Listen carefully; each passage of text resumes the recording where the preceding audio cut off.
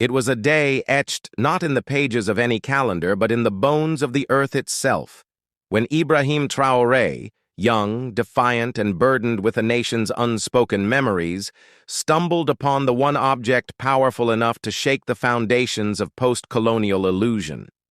A map, yellowed with time yet pulsing with betrayal, buried beneath a collapsed archival wing of Burkina Faso's oldest military academy, sealed since the early days of independence when documents disappeared under the guise of national security and foreign partnership.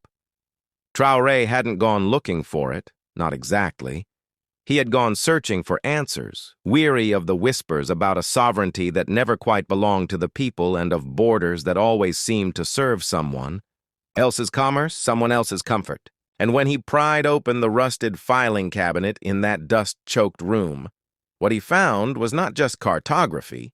It was a confession in ink, layered with hand annotations in French and English, detailing operations that had been signed off by French colonial administrators, rubber-stamped by early African heads of state, and quietly updated across the decades by multinational corporations, intelligence bureaus, and IMF intermediaries posing as development experts. The map showed resource corridors stretching from gold-rich Sahelian zones to obscure European ports, with pipelines drawn decades before any public infrastructure plans were ever discussed, and air routes that suggested military logistics not of defense, but of extraction.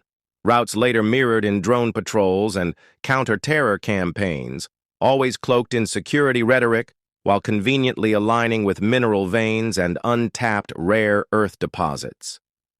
But most damning of all were the red marks, places marked Zone Fantôme, regions officially labeled uninhabitable due to desertification or jihadist threats, but according to the map, had been secretly leased to foreign mineral prospectors and arms logistics companies since the 1960s. This was no ordinary colonial relic.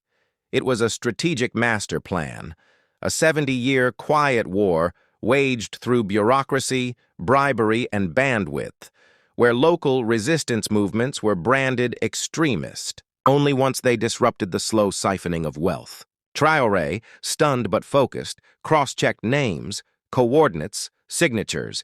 He saw French defense ministers turned CEOs of energy companies, African presidents with Swiss bank holdings mirroring the corridors marked on the map, and even leaked satellite overlays showing contemporary drone activity following the exact paths traced half a century ago. The horror wasn't just in the plan. It was in the precision, the cold efficiency of it, the way history had been engineered to fail every genuine attempt at self-rule by design. And that's when he realized the lie was not just about land or resources. It was about time itself. For 70 years, Burkina Faso and its neighbors had been fed a version of the past where decolonization was framed as a success story, while the true machinery of control had never left, only rebranded, embedding itself through education systems, foreign aid agreements, defense compacts, and imported democratic templates that ensured no leader could rise without signing the right oil concession first. The outrage burned in him, but what shook him even deeper was the name at the bottom of the legend. Plan résolu dir strat, J.P. Mercier, Cosine, et Sankara, sous contrainte. A subtle note suggesting that even Thomas Sankara, the Haki, revolutionary hero who had tried to liberate Burkina Faso from foreign dependence, had been forced, possibly under duress, to acknowledge the map's legitimacy, perhaps to buy time, or worse, to protect lives. Traoré's hands trembled, not in fear, but in fury at the weight of betrayal that crossed generations. He understood, in that moment, that the revolution he thought he was leading had already been anticipated, mapped, and even monetized.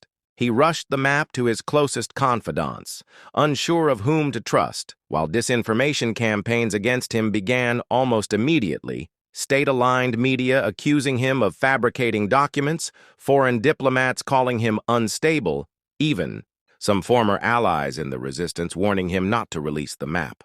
But it was too late. He had already scanned it, already shared encrypted versions with a network of independent African journalists, scholars, and student leaders who exploded the story across pan-African networks, bypassing legacy Western media completely. Within days, the image of La Carte de Traoré was etched into the collective mind of a continent, shared on WhatsApp groups in Mali, scrawled on student protest signs in Dakar, printed onto T-shirts in Ouagadougou, and projected onto embassy walls by anonymous activists. France was forced to respond, but their denials only fueled the blaze, especially as retired operatives and leaked memos began surfacing, corroborating aspects of the map's data, revealing just how deeply the system of quiet colonialism still pulsed through Africa's financial arteries.